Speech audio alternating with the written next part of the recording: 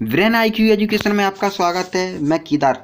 CTET and MPTET all teacher exam के लिए बहुत महत्वपूर्ण है। परिवार की परिभाषा है।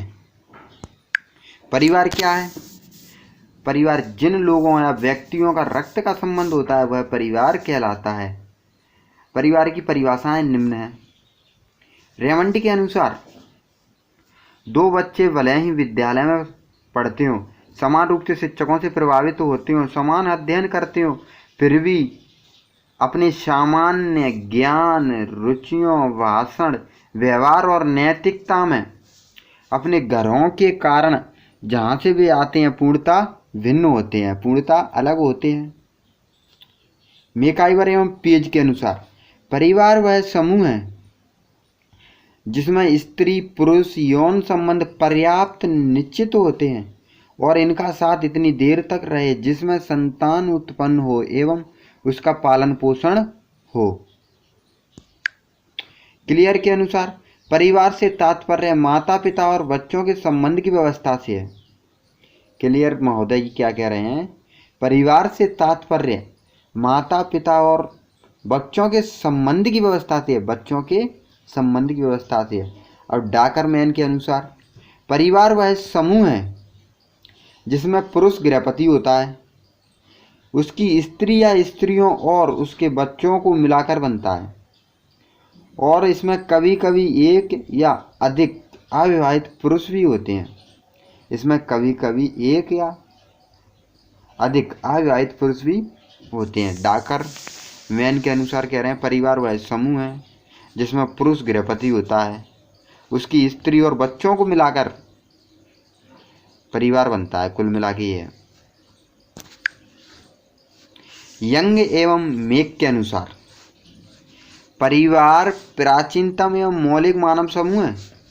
इसका ढांचा समाज विशेष में भिन्न हो सकता है, परंतु केंद्रीय कार्य जैसे बच्चों का पालन करना, समाज की संस्कृति से परिचित कराना, सारांश रूप में उसका समाजीकरण करना परिवार के सामान्य कार्य हैं। यंग एवं मेक के अनुसार परिवार प्राचीनतम एवं मौलिक मानव समूह है। परिवार की विशेषताएं। परिवार की विशेषताएं क्या हो सकती हैं? परिवार की अनेक विशेषताएं होती हैं जो निम्नलिखित हैं। वंशानुगत संबंध। पारिवारिक सदस्यों के बीच वंशानुगत संबंध होते हैं तथा कुछ विशिष्ट गुण एक पीढ़ी से दूसरी पीढ़ी को प्राप्त होते हैं। वंशानुगत संबंध एक पीढ़ी से दूसरी पीढ़ी में आना वंशानुगत संबंध कहलाता है। जैसे कि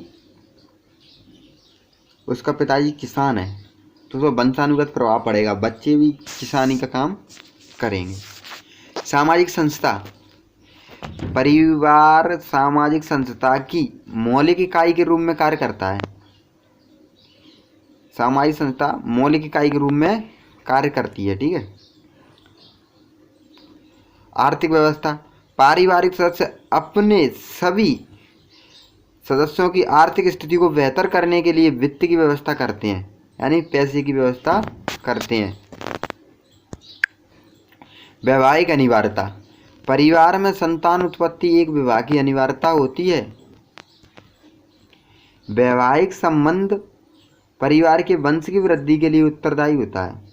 वैवाहिक अनिवार्यता इसलिए महत्वपूर्ण है क्योंकि उसमें संतान उत्पत्ति और वंश की वृद्धि के लिए उत्तरदायी होता है। सामाजिक सुरक्षा की मूलभूत इकाई। पारिवारिक अंग के रूप में सभी सदस्य सुरक्षित महसूस करते हैं जो उनके विकास के लिए महत्वपूर्ण है। सामाजिक सुरक्षा की मूलभूत इकाई, जो सभी उसमें व्यक्ति लोग सुरक्षित महसूस करें अपने को, वह सामाजिक सुरक्षा की मूलभूत इकाई कहलाती है। परिवार के अन्य प्रकार। परिवार के अन्य प्रकार क्या हो सकते हैं? परिवार के अन्य प्रकार निम्नलिखित हैं। मातृ स्थान परिवार। यह परिवार का वह प्रकार है जिसमें विवाहित कुल स्त्री के परिवार के साथ निवास करते हैं। स्त्री और पुरुष की शादी हो जाती है। तो उसमें पुरुष क्या है, स्त्री के घर जाके निवास करता है, उसे मातृ स्थान परिवार कहते हैं। पितृ स्थान परिवार, पितृ स्थान परिवार क्या है? यह परिवार का वह प्रकार है जिसमें विवाहित तो पुरुष के परिवार के साथ निवास करते हैं। स्त्री और पुरुष की शादी होने के बाद स्त्री पुरुष के घर जाकर निवास करती है, उसे पितृ स्थान परिवार कहते हैं। वैवाहिक परिवार, वैवाहिक परिवार क्या है? जिसमें एक के बाद एक की शादी की जाती हो, जैसे कि सबसे बड़े की शादी, फिर छोटे की शादी, फिर उसके छोटे की शादी, वैवाहिक परिवार के अंतर्गत आता है। वैवाहिक परिवार यह एकल परिवार का ही रूप है। इसे संतान बढ़ाने वाला परिवार भी कहा जाता है। यह वह परिवार होता है जो एक के बाद एक के विवाह के बाद बनता है। संरक्त संबंधी परिवार, संरक्त संबंधी परिवार क्या है? जिसमें समान रक्त के लोग निवास करते हो, संरक्त परिवार कहलाता है। चलो देखते हैं। संरक्त संबंधी परिवार यह भी संयुक्त परिवार का ही एक रूप है। इसको अभिन्यास परिवार भी कहा जाता है। इसमें समान रक्त के लोगों को सम्मिलित होते हैं, क्योंकि इनकी उत्पत्ति एक ही रक्त से होती है। मैंने कहा ना, समान रक्त, एक ही रक्त के लोग निवास करते हैं साथ में, संरक्त संबंधी परिवार कहलाता है। मित्रता का वर्गीकरण, मित्रता का वर्गीकरण, अरस्तु ने मित्रता का वर्गीकरण 3 भागों में निम्नलिखित प्रकार से किया है। उपयोगिता की मित्रता, इस प्रकार की मित्रता में मित्र वही होता है जिसकी मित्रता में अपना हित दिखाई देता है।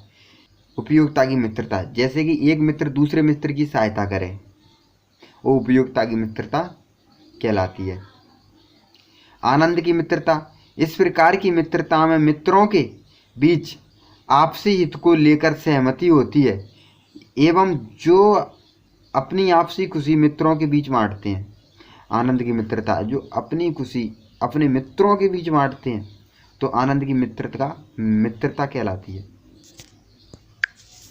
अच्छी मित्रता, इस प्रकार की मित्रता में 2 मित्रों के बीच आपसी समान भाव होता है और वह एक दूसरे के साथ आनंद लेते हैं। इसमें मित्रता ही हित पूर्ति व आनंद के लिए नहीं होती। अच्छी मित्रता में क्या है? इसमें मित्रता हित पूर्ति व आनंद के लिए नहीं होती।